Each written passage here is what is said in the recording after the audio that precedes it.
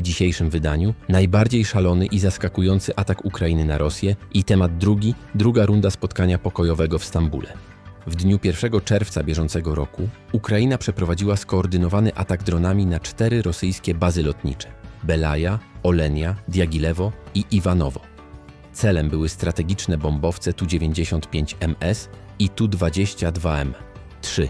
Według dostępnych informacji zniszczono lub poważnie uszkodzono co najmniej 13 takich samolotów. Atak ten był częścią operacji o kryptonimie Pajęczyna, przygotowywanej przez 18 miesięcy przez Służbę Bezpieczeństwa. Drony FPV zostały przemycone na terytorium Rosji i uruchomione z ukrytych kontenerów.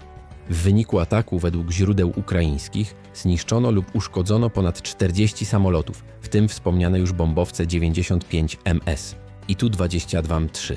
Zniszczenie tych maszyn, które są kluczowym elementem rosyjskich sił strategicznych, stanowi poważny cios dla zdolności operacyjnych Rosji. Atak ten jest uważany za jeden z najbardziej skomplikowanych i dalekosiężnych w historii ukraińskich operacji specjalnych. Według prezydenta Wołodymyra Zełenskiego operacja ta była przygotowywana przez 18 miesięcy i została przeprowadzona z najwyższą precyzją.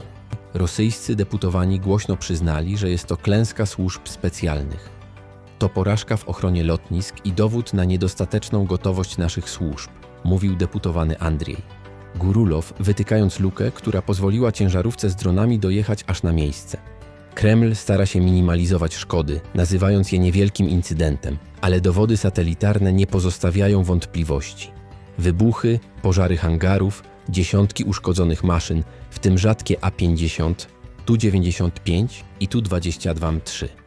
Jak komentuje były wiceminister Sztabu Generalnego Ukraińskich Sił Zbrojnych generał Igor Romanienko, to cios w strategiczny kręgosłup Rosji, który nie tylko niszczy sprzęt, lecz także podkopuje wizerunek Kremla jako potęgi gwarantującej odstraszanie nuklearne. Nieco spokojniej wygląda sytuacja nad Dnieprem, choć i tam nie brak tragedii. Rosyjskie rakiety raz jeszcze trafiły w szkolną jednostkę ukraińskich wojsk lądowych. Masowy ostrzał uderzył w obóz, mimo że nie odbywały się w nim wielkie zbiórki, a większość żołnierzy znalazła schronienie. Niestety 12 ofiar śmiertelnych i ponad 60 rannych to bilans, który zmusił dowodzącego wojskami lądowymi generała Michaiła Drapatego do złożenia dymisji.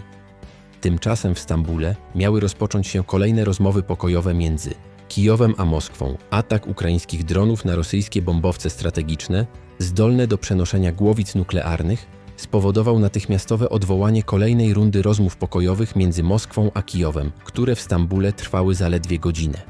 Spotkanie rozpoczęło się w poniedziałek 2 czerwca, jednak już po kilkudziesięciu minutach strona ukraińska i rosyjska opuściły salę negocjacyjną. Przyczyną zerwania rozmów był zmasowany atak ukraińskich dronów, który trafił w kilka strategicznych bombowców rosyjskich na lotniskach w głębi terytorium Federacji Rosyjskiej. Podczas tej godzinnej rozmowy Ukraina złożyła projekt porozumienia dotyczący uwolnienia ciężko rannych jeńców i zwrotu deportowanych dzieci. Lista została przekazana stronie rosyjskiej dopiero w trakcie samego spotkania. Rosja z kolei przedstawiła własny, wstępny szkic warunków zakończenia konfliktu, jednak treść dokumentu dotarła do ukraińskiej delegacji z opóźnieniem, co uniemożliwiło merytoryczną dyskusję. W rezultacie po około godzinie negocjatorzy podjęli decyzję o przerwaniu obrad bez wypracowania porozumienia. We wspólnym oświadczeniu moderatorów procesu pokojowego z ramienia Turcji zaznaczono, że mimo presji politycznej i militarnych zdarzeń obie strony zadeklarowały chęć kontynuacji rozmów w przyszłości, jednak konkretne daty kolejnej tury negocjacji pozostają nieustalone. Równocześnie w Moskwie i Kijowie wystąpiła fala komentarzy. W Rosji wiodące blogi wojskowe nawoływały do natychmiastowej odpowiedzi, zaś w Kijowie władze akcentowały, że cios zadany bombowcom wzmacnia pozycję Ukrainy przy stole rozmów i demonstruje jej zdolność do obrony swojego terytorium. W tle wydarzeń pozostaje presja wywierana przez Waszyngton, zwłaszcza administrację prezydenta Donalda Trumpa, która otwarcie wspierała turkmeńskie mediacje i oczekuje postępów w rozmowach. USA naciskają na obie strony, aby jak najszybciej sfinalizować porozumienie o zawieszeniu broni, a następnie przystąpić do rozmów o nowych gwarancjach bezpieczeństwa i odbudowie zniszczeń. Jako podsumowanie można sobie wyobrazić, jak Trump rwie sobie włosy po takich wiadomościach. Kolejna rzecz, która wymyka mu się spod kontroli, mimo że publicznie deklarował szybkie zakończenie wojny Rosji z Ukrainą.